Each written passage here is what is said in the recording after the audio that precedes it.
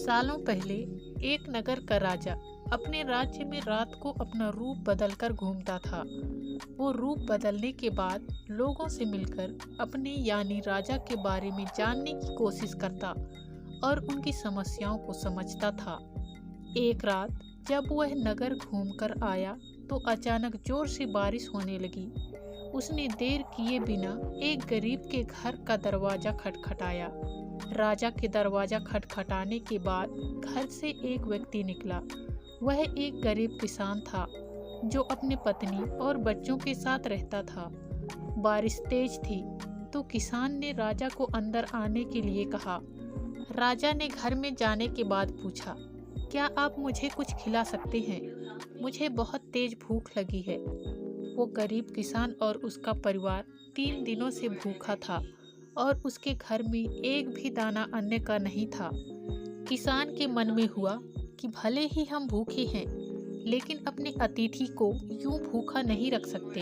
अब किसान ये सोच सोच कर बेचैन हो गया कि अपने अतिथि का पेट कैसे भरा जाए। तभी उसने घर के सामने वाली दुकान से चावल चुराने की तरकीब सोची।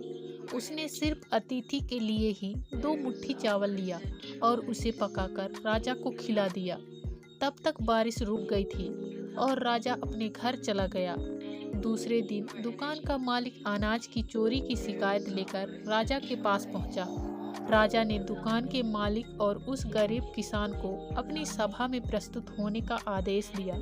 सबसे पहले सभा में पहुंचे किसान ने राजा के सामने जाकर अपनी चोरी का इल्जाम कबूल कर लिया और बीती हुई रात की पूरी बात राजा को बता दी।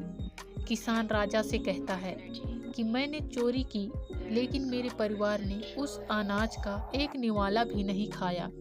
गरीब किसान की बातें सुनकर राजा बहुत दुखी हुआ और उसने किसान को बताया कि अतिथि के रूप में मैं स्वयं तुम्हारे घर आया था। इसके बाद राजा ने सभा में पहुंचे दुकानदार से पूछा कि क्या आपने अपने पड़ोसी को चोरी करते हुए देखा था? दुकानदार ने जवाब दिया कि हाँ, मैंने इसे रात में चोरी करते हुए देखा था। दुकानदार की बात सुनने के बाद राजा कहता है कि इस चोरी के लिए मैं पहले जिम्मेदार हूँ और फिर दूसरा तुम हो, क्योंकि तुमने अपने पड़ोसी को अनाज की चोरी करते हुए देखा मगर कभी उसके भूखे परिवार को नहीं देखा। तुम अपने पड़ोसी होने का धर्म बिल्कुल निभा नहीं पाए।